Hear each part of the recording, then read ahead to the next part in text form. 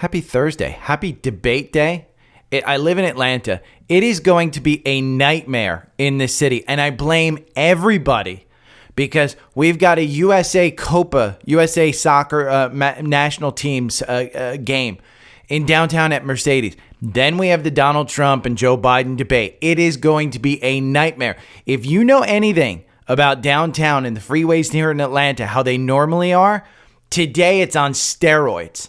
This is like Santa Claus, being shot down over Ireland. I mean, there were reports years ago of, Santa Claus being shot down over Ireland. But, for anybody that still believes in Santa Claus, Donald Trump has ruined it for every kid when he told that 7-year-old on the phone, you don't still believe in Santa Claus, do you?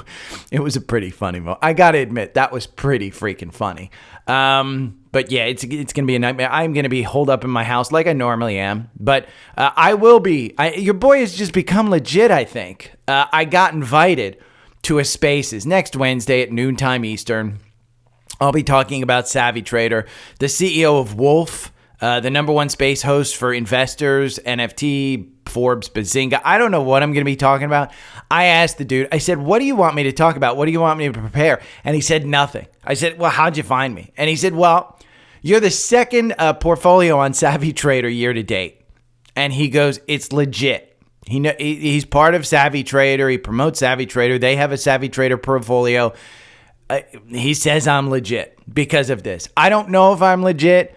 If you follow me, you know I do a buy and hold strategy. It is not something where I'm actively trading. You can see we're 6 months in, 45 events year to date, but I'm up 54% in this portfolio. Now, I would argue you may not even want to follow that portfolio. It costs you $25 a month to follow that portfolio. Maybe you just want to follow the core portfolio because the core portfolio, again, if you're looking for somebody to tell you when to get in and out, then Alpha Picks would be your portfolio. Alpha Picks is the portfolio for you. Don't subscribe to me. Pay Alpha Picks. They have a better performance than I do. They're going to manage your portfolio better. It's 2 stock picks per month. Once on the 1st, once on the 15th. You get alerts when to sell. The stock picks over multiple sectors. We'll go over, there was an article about one today from Steve Kress on Seeking Alpha. If you go over to Seeking Alpha and you look, I have him marked as one of my analysts, Steve Kress, Bluebird, ready to fly, SA Quant. Between you and I, don't tell anybody at Seeking Alpha. Between you and I, that's the latest Alpha pick, Bluebird. They're a school bus freaking company. How in the world would you find a school bus company that's actually up like 30-40% year to date and has more room to grow? If that's something that you'd like to find out, invest in, and again, the performance is what you're paying for. 122% versus the S&P at 35%. And my link saves you $50. So if you want to save $50 off of that, again, it's the third link down here. But if you want to follow just, get some names, then, and again, I'm a large cap investor. Large cap is typically where I'm at. That's the big ones. And you can look. This is the portfolio. This is the core portfolio. It's 35 names. And you can follow it for free. Now, this isn't the portfolio that's beating all of the indexes year to date. But you can see this one, year to date, we can look at it.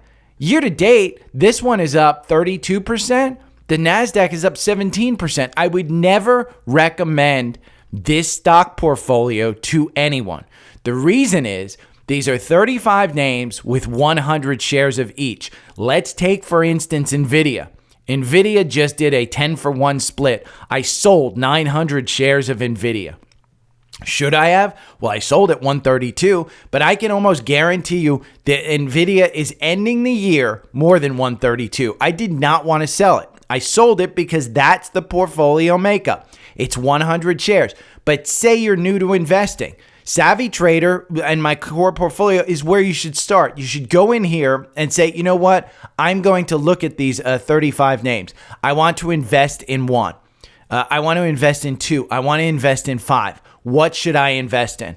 You go and research those names, or you ask me, which one would be your top 5? I can tell you right now, my number 1 would be Apple. I don't care what the price is. That's my savings account. Number 1 is Apple. Number 2, between Amazon, Google, and Microsoft, you make up your mind. That's number 2, 3, and 4. Number 5, I would say QQQ. Again, that's probably leaving out a bunch of specific high flyers, but that would be the portfolio that I would start with. And the reason, we're in an AI and a GLP-1 market. So if you want to, take out one of the Apple, Microsoft, or not Apple, Google, Microsoft, or whatever, Amazon, you can take it out and put in Lilly. But again, that's what the core portfolio is in. So I'm going to be discussing this kind of stuff on Wolf. And I'll probably get my ass handed to me by some of these douchebags, that scream DJT is the one you want to do. GameStop is gonna explode. Roaring Kitty told us so. Probably gonna get my ass handed to me, but I'll hold my own. I'm older than most of these folks anyway. So let's talk about yesterday. We had a bank stress test. What is that? The Fed basically goes into these banks' reserves and says, you know what? If we had a run on all of these banks, how would we fare? It was fine. Yawn. If you're interested in the banks, pre-market, the only one that's up is Citi. I've said it before. Citi is the one that you want to buy. Before I go into the Citi chart, let's look at the Qs. Where are we? We're kind of, Bollinger Bands cinching up on the 4 hour. They're cinching up. MACD. Cross down. It's not going up. The strike line, they're kind of in tandem. We're going sideways. The RSI ticked up a little bit. We're in no man's land at 62. Nothing has changed. There is no reason to get out of this market. I wrote it in my newsletter 2 weeks ago. I wrote a paid one that says June's rally is setting things up nicely for July. Be prepared. And I said, hey, we may see a pullback in the last 2 weeks of June. We didn't. We traded sideways. There was no reason to panic. Just what I was talking about was realigning my personal portfolio. That's it. Realign, because July, when we look at the seasonality of QQQ, let's take a look at QQQ for the last, let's say 10 years. We'll go back to 2014 and we'll go back, January 2000. Look, 100%. In July. And let's go back to 2010. That's 14 years. 100% in July. And let's go back to 2008. That's 16 years. 100% in July. You want to set this up. Again, June was a coin flip. We're going to end the month higher here in June. But look at that blue line. That blue line is the actual mean. So we're up in a mean 4.63% in July. How are you playing this? I would argue TQQQ. If you want to read more about it, you can go to this newsletter right here. This June's rally may set things up nicely for July. Yeah, it might be set up nicely for July. Again, the newsletter is free during the week, but if you want a little bit more, the weekend one is a weekend one. It's paid, but that's just to support me. The content's great. I think it is. I get positive feedback on it. And if you're a member, just message me on Substack or somewhere and say, hey, I think you should write about this. And if I feel like I have anything to offer, I'll write about it. Or I'll just answer your question, one or the other. But again, this bank stress test, something to look at. Now, we always talk about ETFs, and I like the Qs. But we can talk about the S&P 500. Remember, the Qs are just the NASDAQ 100. It is heavily focused on tech. So it is not a super diversified ETF. 100 names. I like it concentrated like that. This is the growth. If you look at the Qs over a certain amount of time, it beats SPY. But the Goldman Sachs, why is the S&P 500 perfectly constructed? We can go and look at some of the chart for SPY. I like VOO. If you want SPY, I think SPY is better for options, and SPY is better, for that kind of play. But I think VOO over the long term, it's lower expense. It'll make you a little bit more money. It's marginal at best. So either one that you want, it's exposure to the S&P 500. Long story short on this one, why is it the greatest thing ever? Long story short, what they say is, hey, it can go up. The top 5 names can continue to go up, and we can the market can perform even if the 495 go down. But when those top 5 go down, and the 495 go up, and that's what you're starting to see when the top 5 start to go down or trade sideways, and the other 495 go up, we're going to go up or we're going to trade sideways. So what they're arguing is it's the greatest place to put your money. And they kind of guide you through, if you put $1 in there, what you're actually investing in. If an investor allocates $1 in the S&P, 28 cents go to the top 5 stocks: Microsoft, Nvidia, Apple, Amazon, and Meta. So yeah. Walgreens Boots, they reported an absolute disaster of a quarter. Absolute disaster. I don't even want to look at it. They're going to close half their stores. There's no reason to be in Walgreens Boots. I said that when it got taken out of the Dow. I forget who was put in there, but when it got taken out of the Dow, there's no reason to invest in Walgreens Boots. Nothing. I mean, they reiterated it today with the earnings. There's no reason to do that. So you want to know a good one to invest in July? Maybe energy. Energy stocks sizzle in July. Over the last 2 decades, XLE has a 65% win rate. That's 20 years, by the way. That is probably almost on par with QQQ. XLE has a 65% win rate in July, the second highest win rate for the ETF. Now, XLE, this is the energy. If we go over here and we look at XLE and we look, is it setting up for a nice July? I would argue yes. This top one here, that's probably from the weekly. And we can look at it. Yes, this goes all the way back to the all-time highs back here. I think it was way back when. But you can see you're putting in a nice little top there. A nice little top. That 93, 94, 93.31 around that point, that's going to provide some resistance. But I think you set it up to actually go up to 100 from there. And that would be a fantastic July. Now, if you want to look at XLE, how do you find it? Well, you can go over here and we can type in XLE and we can just say, okay, what's in the XLE? Well, again, Exxon's the number one. That's 22. There's only 25 names. Exxon and Chevron make up almost 40%. 40% of this. So in my mind, I think you want those two. But if you just want the XLE and extend it out, that's fine. I've got an entire watch list of energy names that you can trade in Trendspider. But look at Exxon. Under the 200-day, buying at 112, you're at 114. It's moving up. I'd argue that 119, 120 is probably a resistance up there. But that would be a fantastic move for July. Again, we're setting this up for maybe some long-term buy and holds. If you made 5% in a month, I guarantee you will be happy. This is not something where you're going to, invest in Exxon and all of a sudden it's down at 50. Exxon was not down at 50. This is a staple company that will be fine. They're making money. Anything above $40 on oil, they're printing money. They're going to give back to you. They're going to do a buyback. You're going to see a pop in this one. Again, from a weekly standpoint, the MACD, it's low. It's not crossing up, but it's turning. It might cross up. You might get some confirmation here. So again, just kind of pointing out that there are sectors that are doing really well. Snowflake. This analyst says it's finally a buy. I've been saying this before. Yesterday, Shea Boular posted on Twitter because he's big on Snowflake. I think he's got $80,000, $90,000, $100,000 into Snowflake. He posts his position. I've said it before. This range right here, it's not perfect. 126. We're at 129 right now. You could have bought it at the very bottom.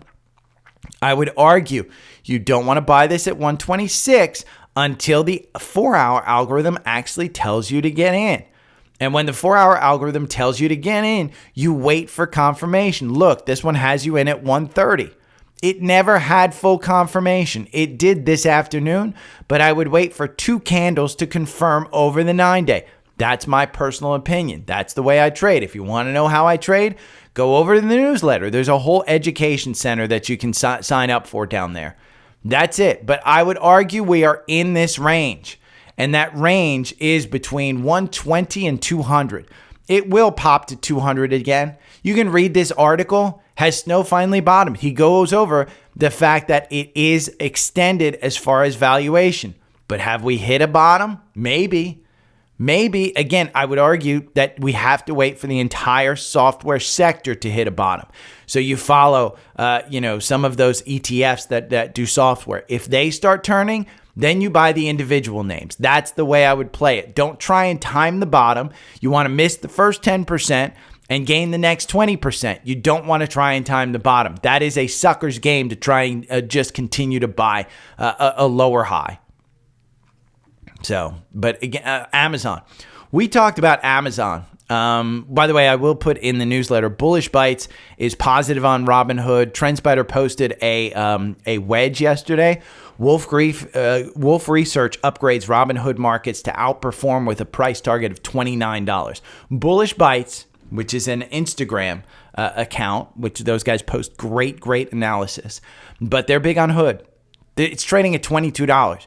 Wolf Research says that it's going to be $29. That's their price target. Algorithm got you out with a nice 16% gain. MACD looking like it's going to cross up again. RSI at 52. Could this get the pump back up? Again, this is a very expensive stock. So just be prepared. I'll post the chart in the newsletter. Now, as far as the Amazon goes, we talked about Amazon. Steffi Link is hitting the buy button on Amazon. She goes over it here. She is the best fundamental investor that I know. Honest to God, she just knows her numbers off the top of her head. She can outline earnings. She can outline everything. We talked about Amazon, this 188 being a multi-year resistance level. This goes all the way back to 2021, okay? July 2021, it hit it, it pulled off. This is a weekly chart. November 2020, it hit it, it backed off. Then here in April, it hit it, it backed off. Then here in May, it hit it and backed off. I said at some point in time, this resistance will turn into support. We have 1 week. If we close this week, again, if we close tomorrow above 188, I would say this is the takeoff pattern. Amazon is an interesting play. I said it at the beginning. It is one of my top 5 picks that I have in my own portfolio. It's one that I think is a fairly decent buy here. Amazon joins $2 trillion market cap. Remember we talked about the Rivian pop yesterday of 50%? Amazon has an enormous stake in Rivian. That's what popped this one. It was up 3.9% yesterday. It's up in pre-market today. If we take a look at this, it's a hold in the quant. And the reason it's a hold in the quant is the valuation. The valuation is the only thing that's holding this one back. Now, it is incredibly expensive. But I would argue their growth and their cutting of costs. Andy Jassy, who's the CEO, he took over from Jeff Bezos. Jeff Bezos spent like there was no tomorrow during the pandemic. So Andy Jassy had to cut costs. We talked about it. There was no demand problem. If you've listened to me for years, in 2022, I was saying, hey, there is no demand problem. This is a cost problem. Look at this drop right here. And down here at 80, I was pounding the table. I said, buy this damn stock. There is no demand problem. This is a cost problem. This is a multi-year buy. And you can buy this one, and I guarantee it's going to be good. And even during this dip of 2023, when we got down to 130, I said, buy this one. And I've been adding the whole time. My average price cost on Amazon is something like 70, 69. I mean, I've been buying this one for years. And it's not, not rent money. I'm not buying it with rent money. I'm buying it with money that I'm looking out for a 5 to 10 year horizon. So if you're looking for something like a 2-day or a 10-day, Amazon's not your game. You want one with more volatility than Amazon. If you're looking to grow a portfolio for multi-years, Amazon is one you want to add to. And yes, when you get to these highs, like when you get a nice 50, 60% bounce, when you go from 106 up to 130 and you start to see weakness in this, yes, you can trim. And then you can buy on the way down. Because you want to trim when it does that. You want to trim when it got to September of last year. You wanted to trim when it got up here. I trimmed at 170, and am I upset? No, I'm just going to buy when it provides support at 188 again. That's the way you manage a portfolio. That's the way I manage a portfolio, I should say. Now, Albemarle was up 8% yesterday. This is one that the low price does not justify new spending on plants, Albemarle exec says. They're going to hold some type of auctions and stuff. This is lithium. ALB has been an absolute disaster. People thought, oh my God, electric batteries, we're going to need lithium. No, the market in lithium has just taken a dive. This is a simple stock that is upper left to bottom right. You don't want to time this one. You want to wait for confirmation. And I would argue you want to wait for confirmation on a long term, meaning a weekly chart. The 4-hour just got you in, and it is on I think it's on our energy list that we trade. Let me see. I may have taken it off. No, it's on the energy names that we like to trade. But I would argue you want confirmation on a long term because the lithium story is different than the rest of the energy story. Now, the MACD, super low. Could it go lower? Absolutely. But when we run this one, the algorithm actually, on a back-tested strategy, it loses you 30%. But if you buy and hold this one, you lost 54%. The story has not changed. It's still a crazy, crazy story. The valuation on this one is nuts. So it was one of the big winners yesterday. I wanted to point it out that I don't think that the story has changed at all. I think it's still a crappy story. One that's not a crappy story, GigaCloud. GCT, a lot of people are in this one. It crossed the $30 mark. It's up 1% in the pre-market. It was up slightly. It is still a strong buy. This is an article. Dive in while you can before the next big squeeze. That's it. GCT, we talked about this one. I am holding this one at, I think, 33 and 38 and 40. I think those are my 3 buys that I've done on this one. It's not a very large position. It is a very small position for me. Again, this is an alpha pick that came out. Let's see. It came out. I'm not supposed to say it's an alpha pick, but it was an alpha pick in April. That's 3 months ago. I mean, come on. We're cutting hairs. They told me I can't say alpha picks, the specific alpha picks for 3 months. But this is an alpha pick, GCT. I will tell you, at 25, there's not much support. You might as well just wait till you get to 18. So at 25, I may sell. But this one continually seems to just find a pump. And so if you want to buy here when the algorithm tells you to get in, it just gave you an indication yesterday, $29.95. $29.42 is where you're at right now. So but I've pointed this out before. On the weekly chart, this could go much lower. This is why the 18 is a support level, because the last time it had this big pump, it pulled back big. For weeks, it pulled back. This is, September 2023. The first time it got confirmation was December. That's 4 months. Now this one, it got up here to 45, and then it pulled back. That was in March. We're 4 months later. Could it get another step higher? Could. Again, I'm just looking out long term on this one, and I'm trusting the team at Alpha Picks. I'm trusting Seeking Alpha. They have it as a strong rating. Steve Kress has talked about it a lot. He said it's a good one. Another good one, DELL. DELL, my top AI derivative play, just went on sale. This guy talks about DELL. It's a strong buy from the analyst. It's a hold in the quant. And we can go and we look at DELL. I've said this. There is a range that you can buy DELL, and I believe it's setting us up to go higher. And so the range is between 132 and 143. We're trading at 138 right now. In the pre-market, you're down 0.14. AI server names, meaning DELL, SMCI, and HPE, they can't get out of their own way. They keep pumping. Algorithm just got you out with a nice 2% gain, by the way. Good 2% gain over what? 7 days, July 14th. So maybe 2 weeks. You got a nice 2.5% gain. This gap will get filled. We started to fill it. This candle got all the way up to 161. It got up to 161. But this gap up to 168, it will get filled. It's just a matter of where are we going to put in the lows and what's going to be the news. This is all catalyst. We had NVIDIA, the shareholder day yesterday. But this article, why is DELL his top pick? Well, you can go over all of the buys. So read this article if you're into DELL. If you want to buy DELL, just go and read that article. Now, as far as the AI stuff goes and earnings, Micron yesterday shit the bed. This was down as much as 10%. It's down 4%. I would argue you buy the dip on this at 135. I would wait 3 days. So, for me personally, if you want this name, buy it. But for me personally, I'm waiting 3 days. It's going to create a little bit of a gap unless we go back up to 142 during the period today. You're going to create a gap. All the gaps are filled other than the one down here to 114. And the earnings were good.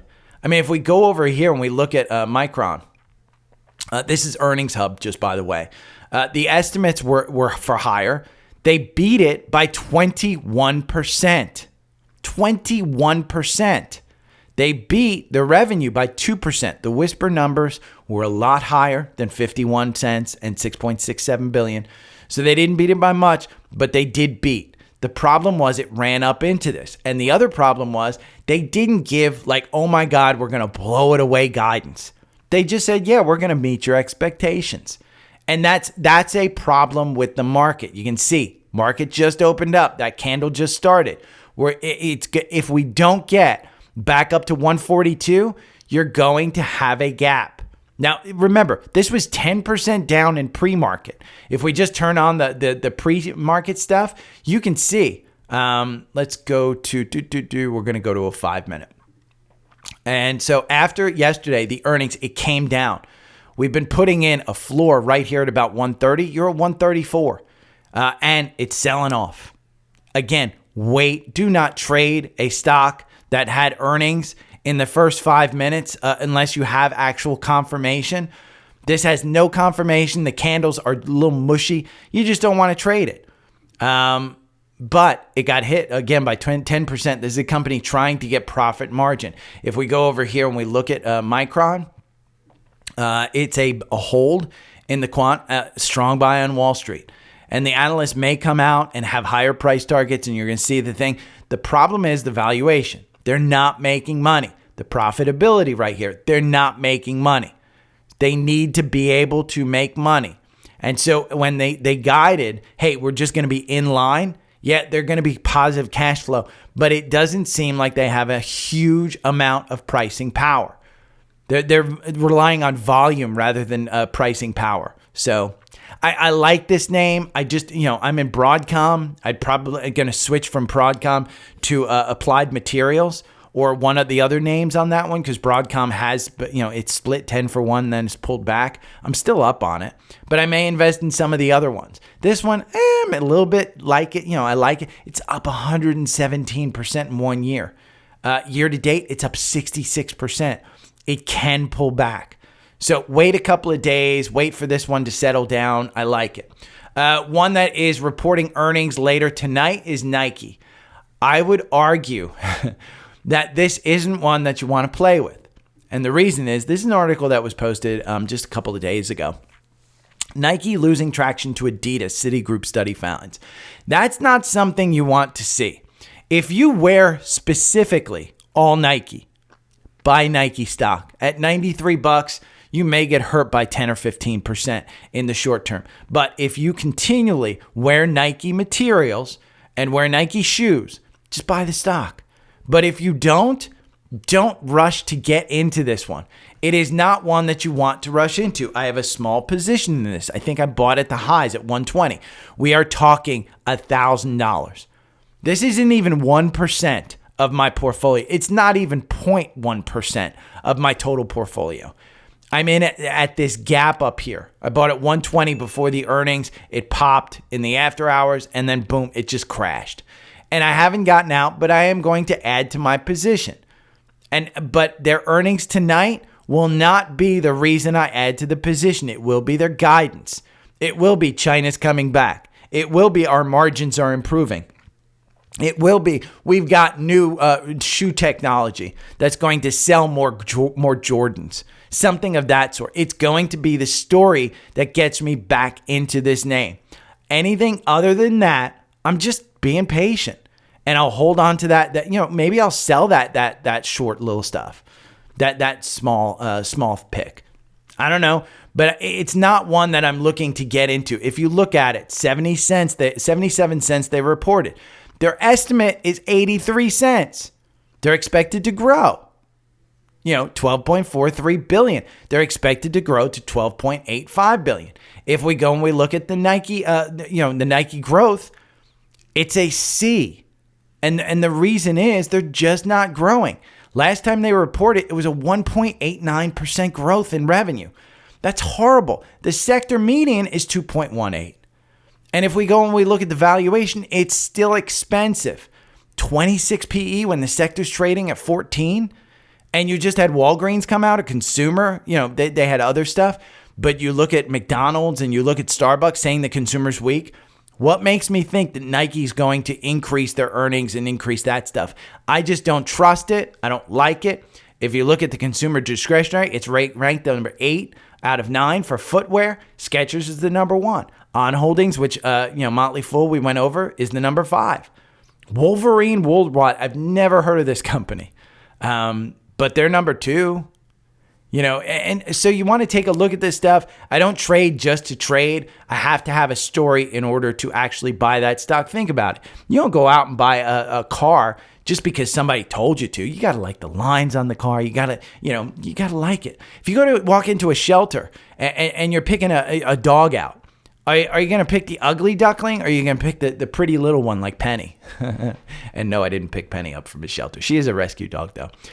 If you are interested in just the top 10 stocks for the second half of 2024, Steve Kress, who's in charge of the quant with Seeking Alpha, he posted this video on, and I'll put it in the newsletter. It's the top 10 stocks of the second half of 2024 that he sees. So it's a good little article, a good little video that you want to watch. It's not long, it's 20 minutes. And it was at the Seeking Alpha Investing Summit.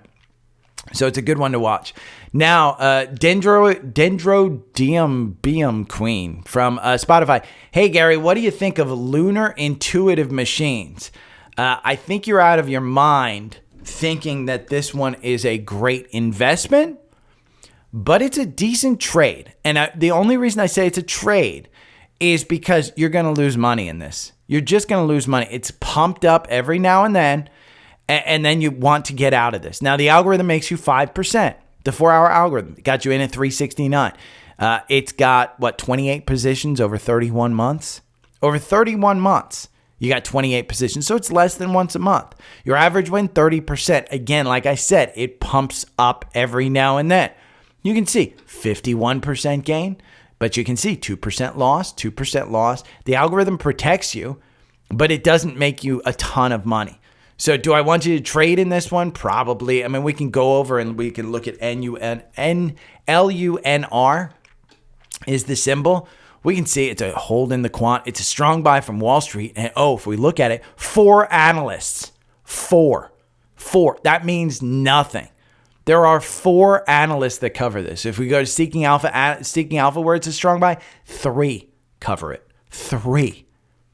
So if you want to read those articles, you can certainly read those articles, Queen. But I would say trade this one. Don't own it. You look at, if we go over here, maybe you don't have Seeking Alpha, so we'll go to FinViz. And we look, it's not making money. They're losing $28 million. Okay, they're losing $28 million. They have cash on hand, $1.07 per share. How many shares do they have? 53 million. So they have about 53 million bucks, but they're losing 28 million bucks. They're going to dilute you. They are going to dilute you. This is a hugely expensive capital business. They're going to dilute you. Year to date, you're up 36%. Do not believe the hype and get in early. Trade this one. Do not make this this isn't Apple, for instance. This is one that you want to trade. I don't like it. I don't think it's going to make you money. But if you want to trade this one, have at it. Jacob. Now, wants to know, Jacob from Spotify wants to know about Starbucks. Starbucks is an interesting one. They talked about, we have this huge gap that started to get filled. And the algorithm got you out with a nice 5% gain. You can see once you started to lose confirmation, you could have gotten out with like a 9% gain with this gap. I do think we cover this gap. Since then, we've seen some weakness. The reason we've seen weakness is the consumer is still stretched and they're not choosing Starbucks. And that's the problem. Howard Schultz wrote an email to the current CEO that said, you've got to change your process. And you've got to understand the customer. The customer is constantly changing and you've got to keep up. You can't sit back and just say, hey, they're doing lattes. We're just going to continue to serve lattes because tomorrow they might like the Americano. And I don't drink coffee, so I don't know if these names are correct. But you get my drift. You've got to continually change and provide what the customer wants to get them in the store.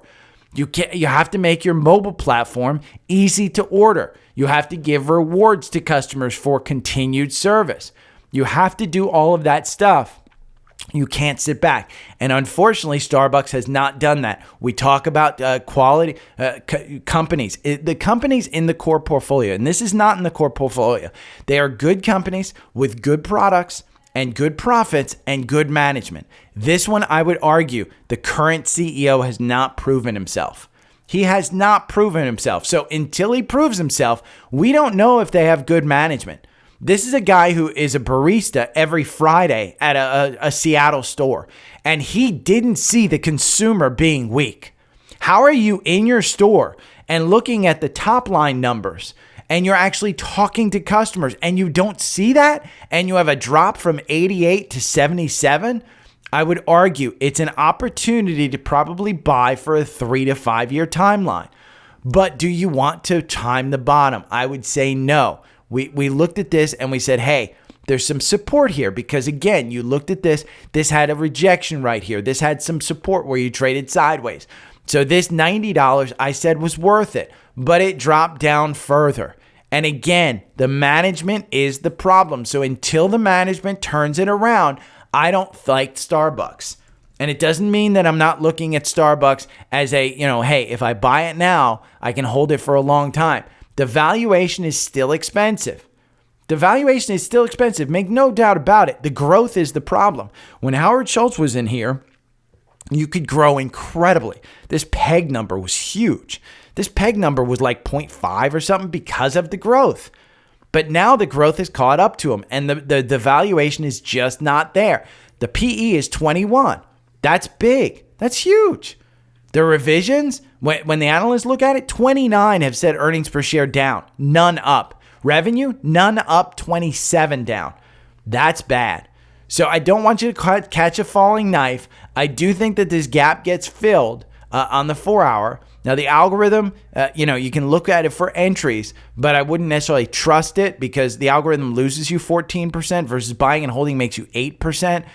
It's a little bit because it didn't get you out with this 14% loss. And that's the reason that the algorithm actually loses you 14% is because this looked like a good quarter heading in, and then they just blindsided us. And again, it was management. So you want to look at that story. There is no confirmation. The algorithm doesn't have you in. The MACD is going down on the 4 hour. The RSI is in no man's land at 44. So Jacob, I would wait on that one. But that's how you analyze a story in a stock. You go in, you find the management, you say, okay, what did they say on the last call? You can always go to Earnings Hub and listen to the freaking call. You can get the AI analysis of the call. So, and I don't know this person's name. I'm sorry, I forget. But hey, Gary, could you talk about Elanco on your podcast tomorrow? I'm in the veterinary field and they provide a lot of our vaccines and medications. I just wanted to see what you think their company is like. So let's go look at Elanco. I am a pet lover. I've got two rescue dogs. ELAN is the symbol. I know nothing about this company, but oofa. That candle today or yesterday. Good thing you looked at this one because we just traded from 17 to 14 and you're covering this gap. The gap comes probably down to 13. Ironically, the algorithm got you out before. And okay, just to be clear, the algorithm doesn't look at forward candles. The algorithm looks at the current candle and it says based on the MACD, based on the RSI, based on the moving averages, where am I? And should I get out? So that 32% isn't manipulated by this huge drop. It just said, hey, we're extended. This $13 buy, you can make money. You should be taking the money. The Bollinger Bands cinched up here at 17. You went all the way up to 18. So from a chart standpoint, this one looks juicy on a rebound. But again, I would wait for quite a while for this because something happened to it. Now let's see what something happened. Because if we go to Elanco here, do we see any news? Let's see. Elanco wins FDA. That was from Tuesday, May 28th. I don't see any news. So I don't exactly. Let's see if FinViz has any news, because we can look. It's only got an $8 billion market cap. It looks like they're losing money. So maybe that had something to do with it. It looks like, let's see. Elanco provides innovation update, PR Newswire. Let's see. Elanco, the company had received confirmation from the FDA, are complete as of late June for labeling minor technical section earlier this week. Company aligned with FDA language and expects to receive the completion letter by mid-July. So it looks like there was a delay in some type of medication or something. Elanco continues to view Zenrelia as positively differentiated for effectiveness and convenience, which we believe can address unmet needs in the market. However, we expect the U.S. label will include a boxed warning on... Oh, they got a boxed warning thing. So yeah, it's the same thing as biopharma, even though it's in the pet space. Any news that the FDA is considering a label or doing anything, it can kill it. And it's down 18%, 19%. So is this a buying opportunity? Let's take a look at some of the financial stuff. Right now, it's in the quant. It's a strong buy. If we look at that, the valuation is, let's see, it's a little bit stretched. The PEG going forward, 1.6. Industry, 1.8. So you're below the industry. So it says it's a buy. Now the growth, it's a B. Are they expected their actual revenue growth year over year, minus 1%. So I don't know that this is a huge, like, oh my God, I've got to run out and buy this. It's not in my wheelhouse. But I think if you're a veterinarian and you're recommending these medications and you see pets actually responding to these, you've got a leg up on us. Now, if you've just got a drug rep that comes in and says, hey, these are the next greatest things and look at these results. I have learned Galliprant is one. My old dog, Johnny, and this person who asked me this question specifically may know this. Galliprant, my dog was suffering from some kidney stuff, and the vet said, hey, this Galliprant, and she went over these 4 or 5 things that she said. And essentially, my dog didn't react well to the Galliprant. Actually, I had to put him down about 2 weeks later. I don't know. He was older, so I don't know if it was the Galliprant, but I do think the Galliprant had something with it because my parents' dog, 6 months later, who was also older and had some kidney issues and had some issues with stuff, that veterinarian in New Jersey, again, this was a veterinarian for my dog in Atlanta, that veterinarian in New Jersey basically said the exact 4 or 5 bullet points. That told me that some drug rep was in there pointing out the actual top line. I'm not pointing anything at. This was, both Blue Pearl, things. I didn't sue anybody. I didn't blame anybody. Both dogs were old. I don't know that Galliprant was it. But when I did some research, they had tested 200 dogs. Of that, 20 dogs had died. 10% had died from kidney issues. And the FDA still passed Galliprant. I don't know how to read those research stuff. I'm not smart enough. I just read that and I said, holy shit, 10% of dogs die and you're issuing this on a basis of, here's the 4 or 5 points as to how it, helped the 80%. I wish I would have known that 10% of the dogs actually died. But the veterinarian didn't tell us that. It was clear. It was just hey, we're going to try this one. And I think they thought the dogs were older and we were just, looking for a last-ditch effort. But it did seem like both veterinarians had an issue. So I don't know. My point is, a lot more about this space than I do. And so if you think that Elanco is providing you a good veterinarian supply of medications, then I think you go ahead and buy it. Do you make it a huge portion of your portfolio? I don't think so. I just don't think so. I mean, again, you can take a look at the stock chart. The stock chart shows it's a bottom left, upper right kind of trajectory. For the rebound, I'd say your resistance level is probably 20 on this one. But that current candle of 18%, that would scare the F out of me. And I would wait to see what the hell, why is that just a labeling, getting a 20% drop in the stock? I mean, there's more to that story. So good day to ask me about that. Bad day if you bought it yesterday. Because if you bought it yesterday, then you may not have the 4-hour algorithm. Because the 4-hour algorithm on this one, It is, it got you out right before. You can see it got literally that 4-hour algorithm is so good on many different occasions. And it doesn't tell, again, it didn't know that this news was coming out. It didn't know that there was the potential of this news coming out. But I would say if you can get this at in the high 13s, it may be worth a pop to 20 at some point. The valuation's not extended. It's not crazy. Josh from Spotify. Hi, Gary. Your thoughts on HYLD? I started a small position in HYLD and HDIV without much expectation. However, I've enjoyed reinvesting the monthly dividends back into my main portfolio of stocks. HYLD is one of those stocks. I think I have this. HYLD. Why don't I see HYLD? This is the high yield stocks. Enhanced. Oh, yeah. I mean, there's no rankings. HYLD. I don't know. I mean, I can't find it. HDIV.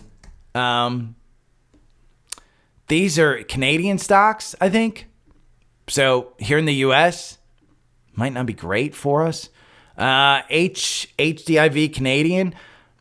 I mean, these are the yield is 12. Josh, I will tell you this. Yes, you're enjoying that thing. I don't know the analysis of these. I am not a believer in these high yield dividend stocks. I'm not, because at some point in time, the rooster comes home to fetch. And at that time, your capital is being taken away from you. So from a long-term standpoint, I don't think you buy and hold these. I think you trade them around that yield. And so when if this is a monthly yielding stuff, I think you can trade it around that. If you are 70 or older and looking for income, these are great. These are fantastic to have as part of your portfolio because it provides you income. If you're younger, this to me makes no sense. But again, everybody has different risk tolerances. If you like that income and you feel comfortable with that income, great. I don't. I never did. I didn't like dividends because dividends come out of stocks. I always just make the decision, is the stock a good stock? The dividends are just gravy on top. A good example is MPLX. MPLX has flattened out here at about 42, 45, somewhere in that neighborhood. It has flattened out. Do I want the continued 9% dividend, 8.02% yield? I love it. I like it. That's a good yield for a stock. Am I happy with that when Nvidia's going up 100% in 6 months? No.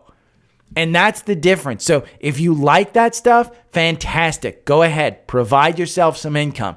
In my mind, I get annoyed as F when MPLX starts coming down to the 30s and I'm making an 8% dividend. Yes, I'm making money. But it kills me that my capital could be earning money somewhere else.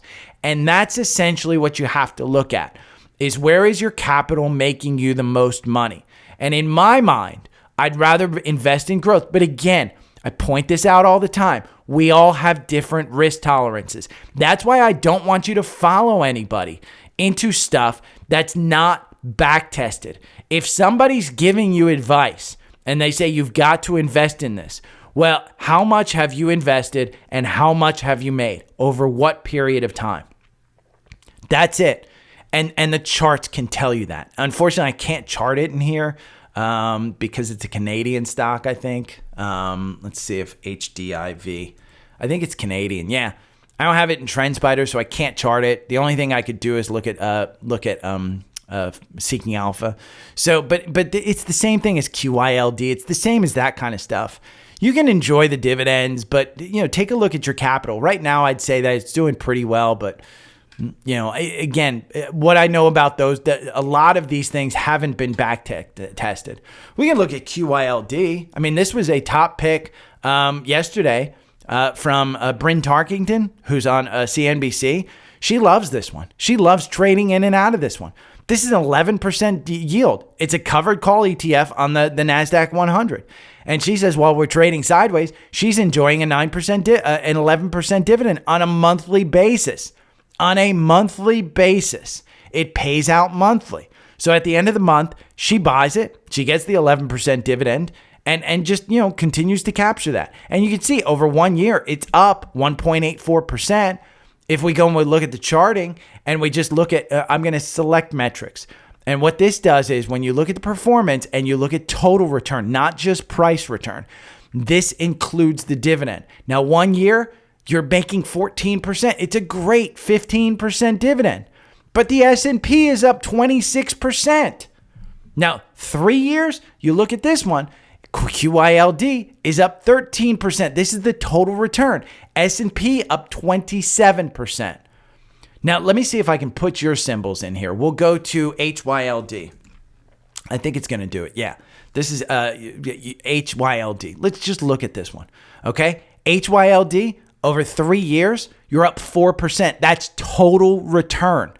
Total return. QYLD is doing better than that. S&P up 27%. Now we'll add in QQQ because that's the one that's going to blow everything away. Because again, over the long term, QQQ is making 38%. Your QYLD, you're making 13%. Yes, it's yielding 15%, but you're losing capital. And the only reason it's actually trading sideways and you're getting 15% is because QQQ is up 38%. But where you put your money matters. And yes, you can enjoy the dividend returns. But I would argue all of these high yielding, if the market goes down, you're going to see those things come down. Yes, they will trade you 15%. But remember, say HYLD, it's trading at 17, QYLD, say it's trading at $20, okay? And it's paying a 50% dividend just to make numbers easy. Okay, so every month you're getting $10. Well, when it goes down to $10, a 50% dividend is only $5. So it's going to take you a significant amount of money to make that money back. So I would argue the actual stocks are just better. That's it. Nothing else. Now, Jeremy from the Facebook group wants me to, in lieu of the debate tonight, what's your take on DJT stock? DJT is a grift. I mean, and if you don't know what a grift is, go to Urban Dictionary and you can look up grift.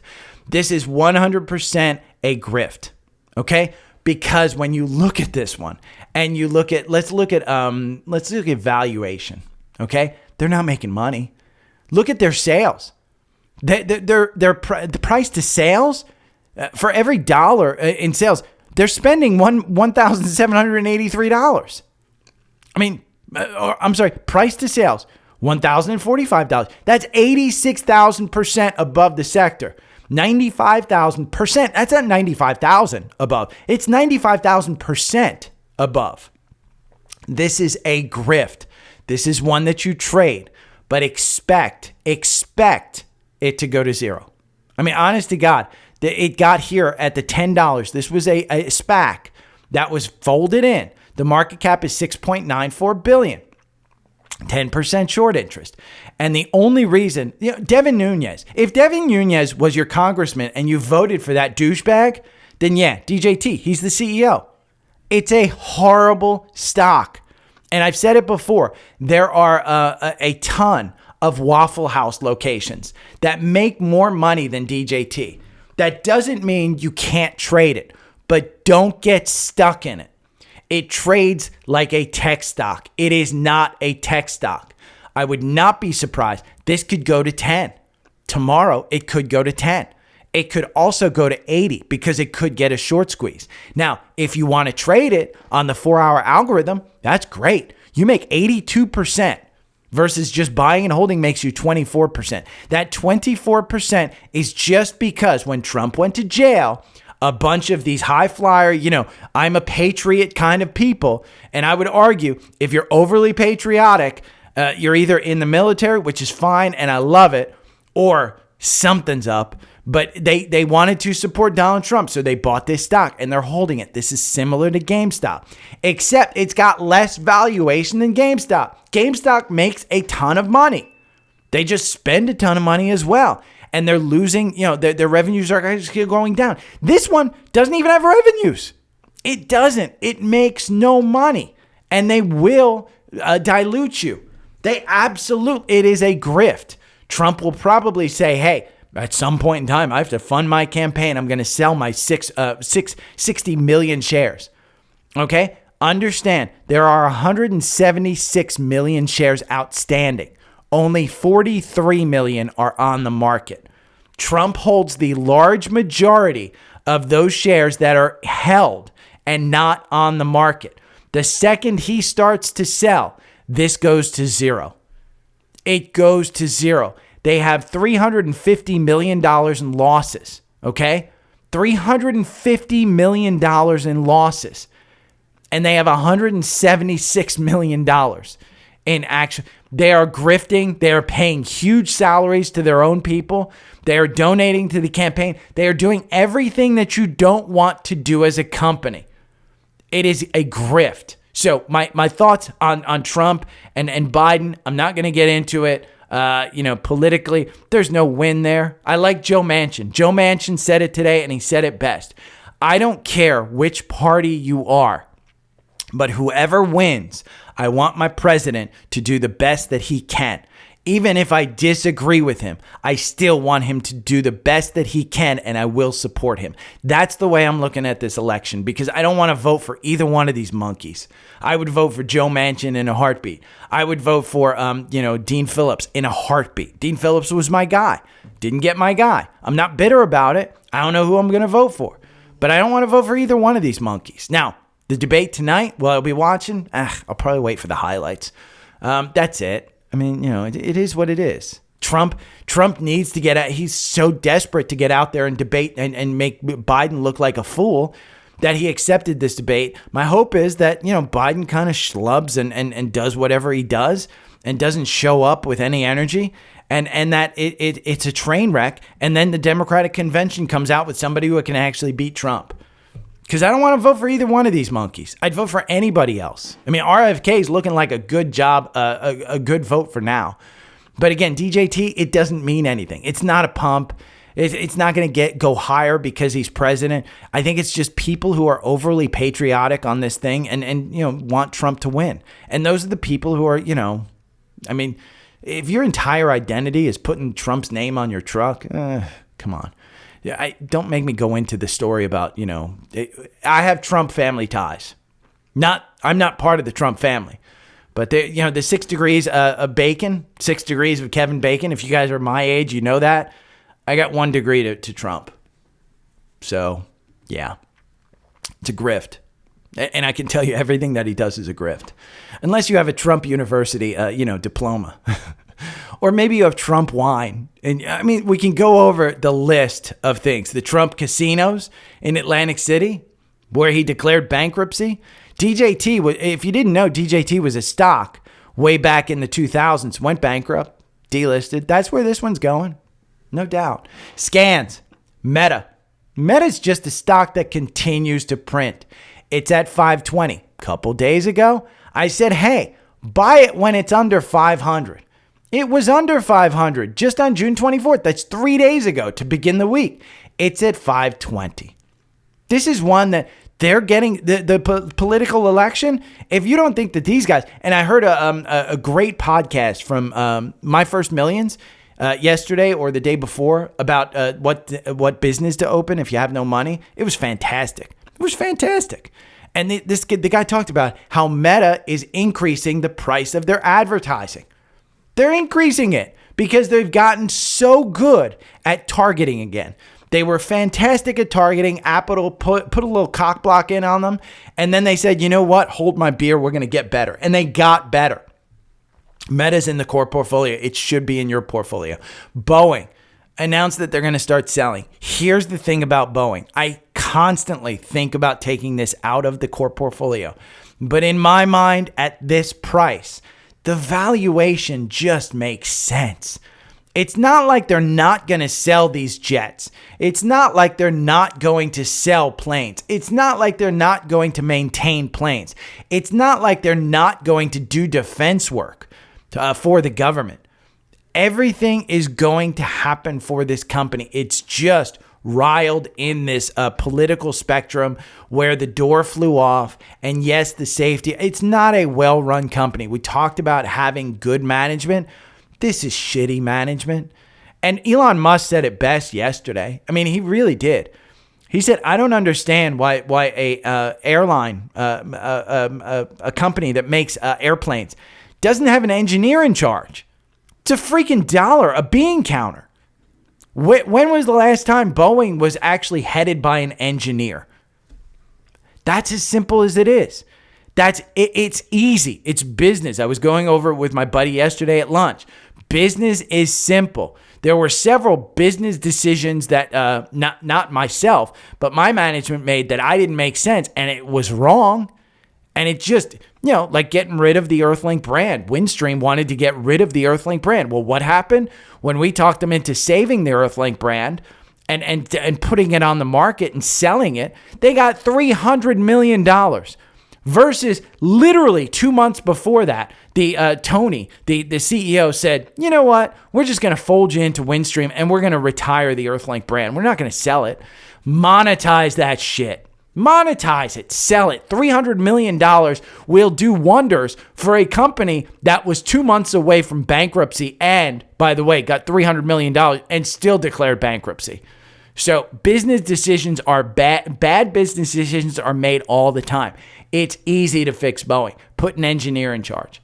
Don't worry about the money. Don't worry about the profits. Put an engineer in charge. It might not be great for shareholders. Put an engineer in charge. And then 2 years from now, this is back to a $500 stock with a 10% dividend, 5% dividend, because you will instill confidence in this brand. It's not that hard. Again, it's not that hard. They are not free to do that type of stuff. But Boeing, that's why it's in there. We got a sector cross up, XLY. Yeah, and you know why it's crossing up? Because Tesla is roaring towards 200. XLY, when we go over here to Seeking Alpha and we look at XLY, and I probably went off too much. I'm looking at the time. I went off too much on the politics stuff. You guys got me fired up about that one. But XLY, when we look at the holdings, it's 22% Amazon. It's 14% Tesla. XLY is back in the game. It crossed up on the 200-day. The 50-day is crossing up there. The Bollinger Band, it's trading at the top of this. If we look at a long-term chart of XLY, you're just looking like you're getting above the 9-day again. It looks like, 185 is going to be some resistance, but I think we get back to this 216. It's going to take Tesla to drive it there. Again, MACD is just crossing up. It's just crossing up. So XLY, it's a good looking chart. Roblox gets a cross up. I've said it before. This is up 2% today. And you can buy it right now if you want. This is a $40 stock. This is going to cover this gap to $39. It's at $37 right now. I've said it since the algorithm got you in here at 32. This is a $40 stock. Did I take this trade? No, it's not in my wheelhouse. It's not in my wheelhouse. I've said it before. It's a $40 stock. You can buy it under and sell it over. I've given you that advice. Just because I don't take the trade doesn't mean that I don't know what I'm talking about. Would I love to make money? Absolutely. I've raised this one many times before.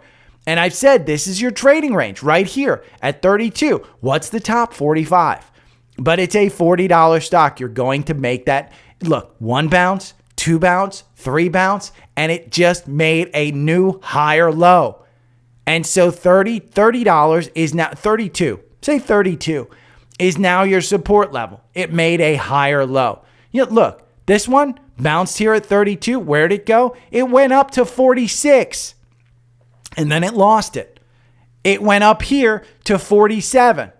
And then it lost it over a long period. It bounced once on the earnings, but then lost it. And then this earnings came out and it was a 20% candle.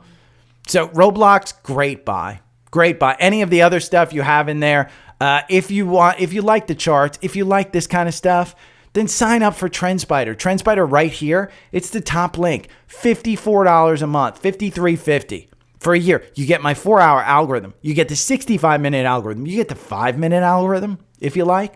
You can trade on any of those. You get my watch list. You get all the scanners. Everything that I just did, like Roblox telling me to buy in there, that's a scanner, and it came up today.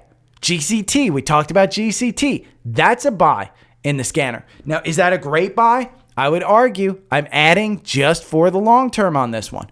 GCT is up 0.1. It's flat, 29.47. Doesn't really have confirmation. I don't know that I'm rushing in to buy this one, but I bought it 33, 38, and 40, I think. I think those were my 3 buys. So, hey, you do what you want. But again, the 4-hour algorithm, I think it's great. I think it helps me. It takes emotion out of my trade. It helps me find the stocks that I want to buy.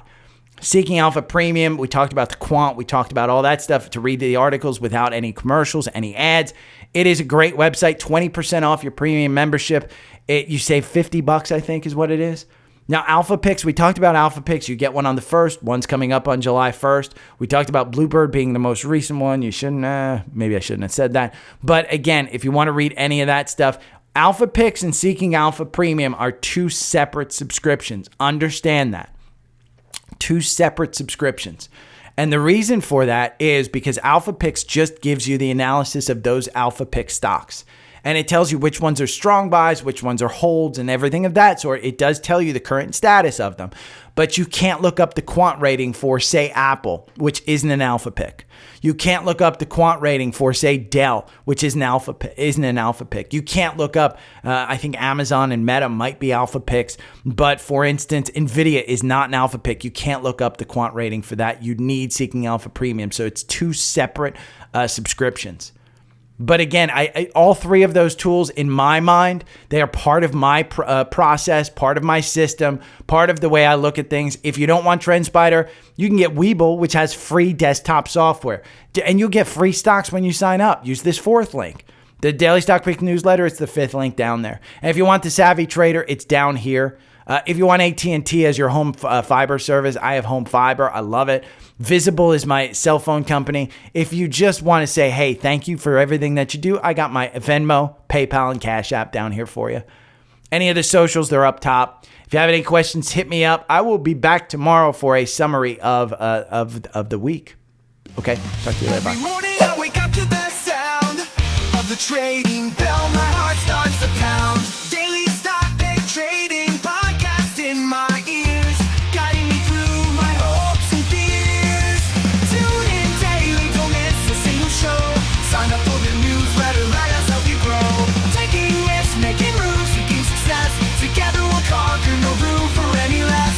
Every morning I wake up to the sound of the trading bell. My heart starts to pound. Daily stock pick trading podcast in my ears, guiding me through my hopes and fears.